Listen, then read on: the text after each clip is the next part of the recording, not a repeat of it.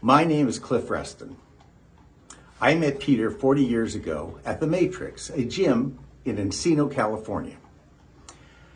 It was actually my sister Dana who introduced us. Peter was doing private workouts, and my sister suggested him to me.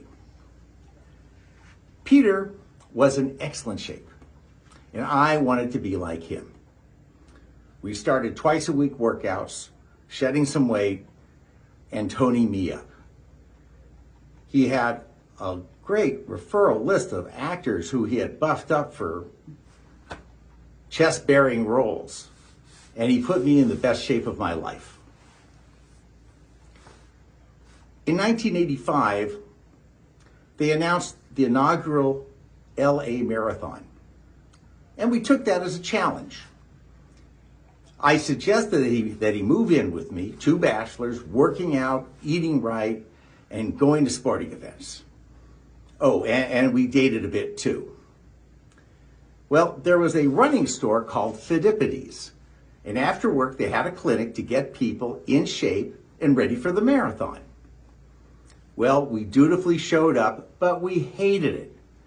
It was training in a dark park, and there were no women in the group. So at one point, we asked, what was the minimum to pull off a marathon? And they said that if you could run 9 miles comfortably, then you could do it. Voila! That was 3 times around the park, and we were doing that. So Peter and I, we could do this in the daylight, and we could talk up women too. We became excellent 1/3 marathoners. Well, the morning of the marathon, we parked at USC, and walking out to Figueroa, there was the sea of bodies. And every block down Figueroa, there were these huge numbers, 5, 6, 7, 8, 9, 10. We asked somebody what those numbers meant. And they told us that was our speed in minutes of how we would run a mile. Well, no one bothered to tell us this, that it was based on 26 miles run. At about mile 9, everyone was starting to pass us. Peter quickly came up with a new game plan, and we gutted out a finish, though it took us over 5 hours. And we were so sore that we couldn't clutch and shift the car into gear to leave.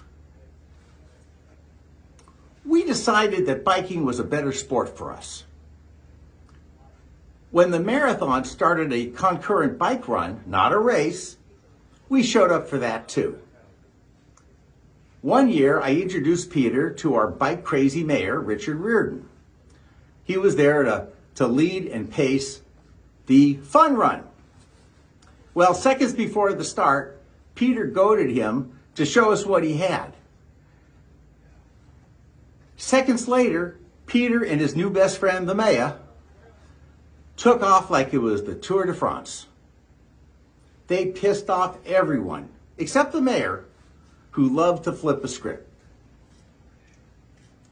20 years later, Dick Reardon wandered into our USC tailgate and asked us what we were drinking. For the record, it was slow gin fizzes. Peter poured him a tall one, and the two of them regaled everyone about that morning long ago that they upset the mayor's security detail, the marathon officials, and 1,000 bicyclists. We soon got bored riding in the same parks and the beach and our own neighborhoods.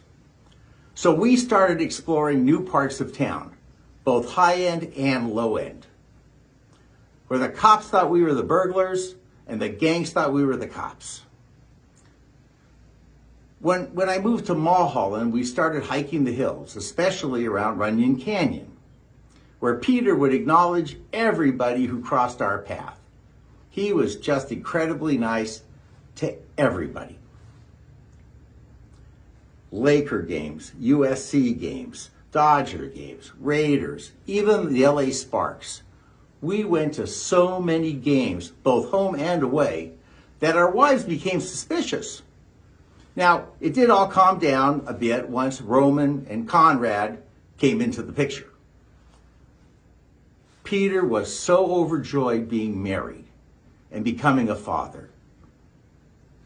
I believe that he was at his happiest having a family, being a homeowner, and tending to his gardens.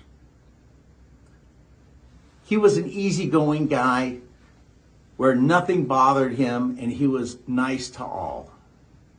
I would like to think that he had a consistent, calming influence on me, and I will truly miss him. I'm resigned to his passing, but his memory will stay with me forever. I love you, brother, and may you rest in peace.